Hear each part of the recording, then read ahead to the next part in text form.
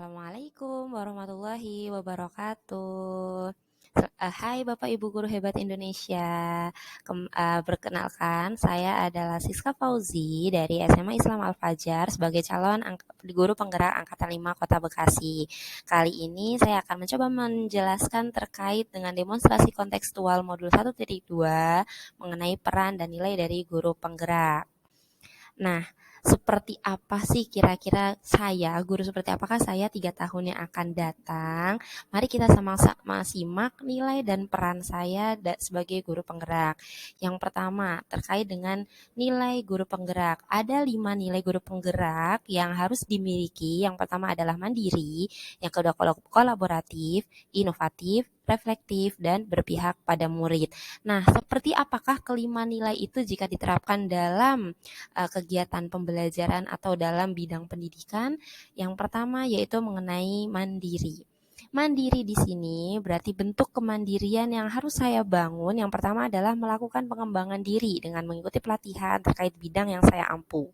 Yang kedua, meningkatkan kompetensi melalui pendidikan tingkat lanjut. Yang ketiga, mengembangkan profesionalitas melalui kegiatan yang berkaitan dengan pendidikan terkait misalnya lomba karya guru, olimpiade ataupun kegiatan lainnya. Kemudian yang kedua yaitu inovatif. Inovatif di sini berarti kita harus bisa berinovasi dalam kegiatan pembelajaran ataupun program sekolah. Yang pertama yaitu menggunakan pramuka sebagai sarana pembelajaran yang menyenangkan. Kemudian menyediakan kegiatan ekstrakurikuler sesuai dengan minat peserta didik.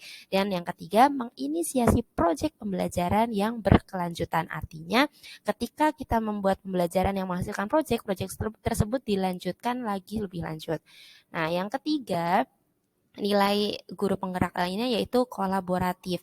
Artinya kita harus mampu untuk bekerja sama ataupun berkolaborasi dengan pihak-pihak tertentu untuk membantu keberhasilan program pembelajaran. Yang pertama di sini adalah kolaborasi antar mata pelajaran untuk menghasilkan suatu produk. Kemudian yang kedua, kolaborasi dengan orang tua dalam menjalankan program sekolah. Dan yang ketiga yaitu bekerja sama dengan pihak yang terkait dengan program sekolah. Misalkan dengan puskesmas, polsek, ataupun Rindam Jaya dan lainnya. Nah, yang keempat yaitu setelah kolaboratif maka reflektif. Nah, reflektif di sini itu artinya adalah mampu merefleksikan kegiatan pembelajaran ataupun program sekolah yang telah dilaksanakan. Nah, reflektif di sini pada kegiatan pembelajaran itu bisa mengajak peserta didik untuk merefleksikan hasil pembelajaran yang diperoleh secara bergantian ataupun dengan menuliskan pada laman web yang disediakan oleh guru. Yang kedua, mengenai reflektif pada program sekolah itu bisa dengan melakukan bersama dengan panitia, melakukan refleksi terkait dengan evaluasi dan saran pada kegiatan yang telah berlangsung. Nah, yang terakhir yaitu membuat jurnal. Nah, jurnal ini digunakan sebagai hasil reflektif yang nantinya digunakan sebagai perbaikan pada kegiatan atau pertemuan berikutnya. Nah, yang terakhir, nilai yang harus dimiliki yaitu berpihak pada murid.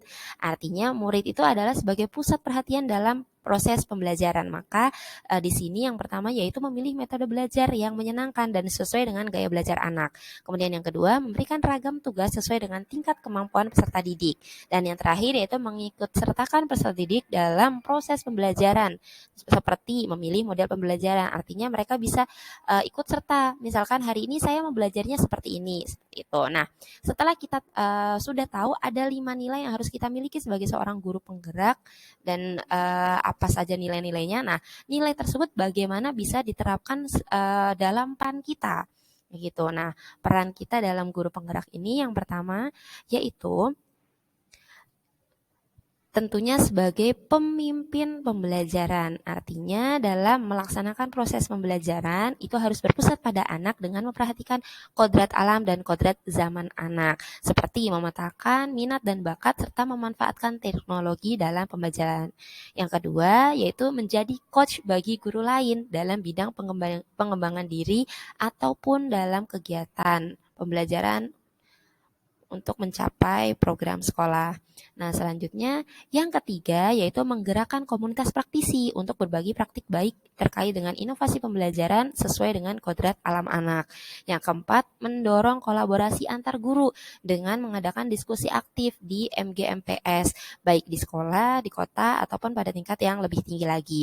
Nah, yang terakhir yaitu mewujudkan kepemimpinan pada murid, contohnya dalam kegiatan pilosis. Nah, itulah tadi kelima peran guru penggerak yang bisa diterapkan sesuai dengan kelima nilai yang harus dimiliki. Maka, selamat mengeksplorasi dan berinovasi Bapak Ibu guru hebat Indonesia untuk